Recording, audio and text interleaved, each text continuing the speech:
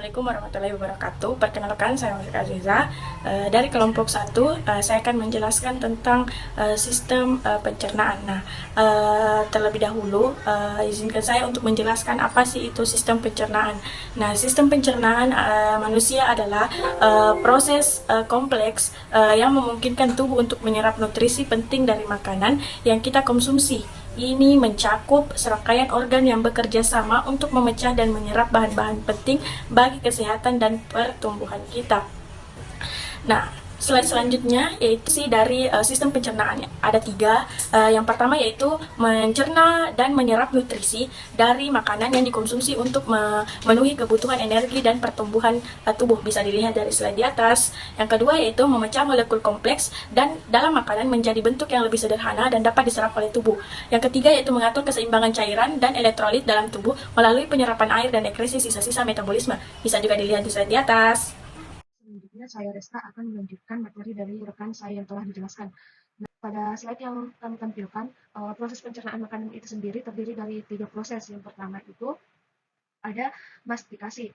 Jadi mastikasi ini adalah proses pengunyahan di mulut guna untuk memecah makanan menjadi lebih kecil dan lembut, dibantu oleh enzim saliva untuk memulai proses pencernaan. Proses kedua yaitu deglutisi. Jadi proses ini di mana makanan yang telah dikunyah akan didorong oleh melalui kerongkongan menuju lambung dengan bantuan yang biasa disebut dengan gerakan peristatik.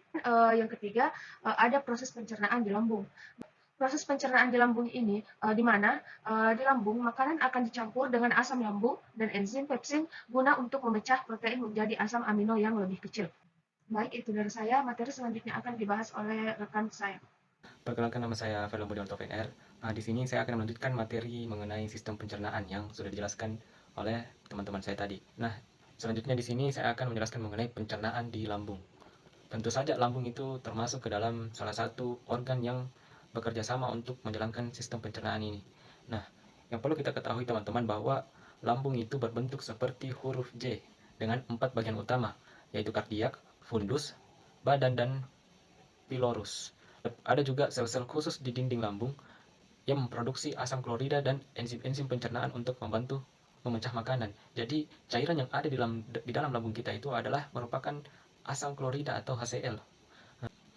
Kemudian perlu juga kita ketahui teman-teman bahwa sistem pencernaan itu mempunyai gangguan dan penyakit. Di materi ini ada 4 yang dijelaskan. Yang pertama itu gangguan pencernaan umum. Yang umum itu seperti konstipasi, diare, MA, dan sindrom usus irritable. Ini dapat mengganggu fungsi sistem pencernaan dan menyebabkan ketidaknyamanan. Kemudian penyakit yang kedua yaitu penyakit akut.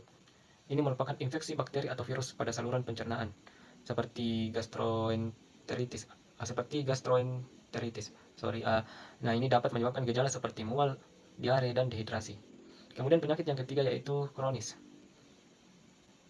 Penyakit kronis seperti Crohn, colitis ulceratif, dan kanker usus besar yang dapat menyebabkan peradangan, perdarahan, dan perubahan fungsi organ pencernaan. Ada juga penyakit seperti obstruksi dan luka.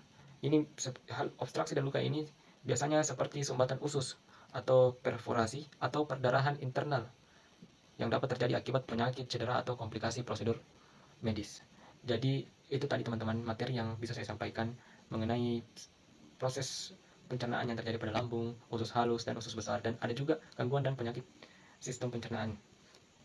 Kurang lebihnya mohon dimaafkan, saya akhiri. Wabillahi taufiq wal hidayah. Wassalamualaikum warahmatullahi wabarakatuh, dan sampai jumpa.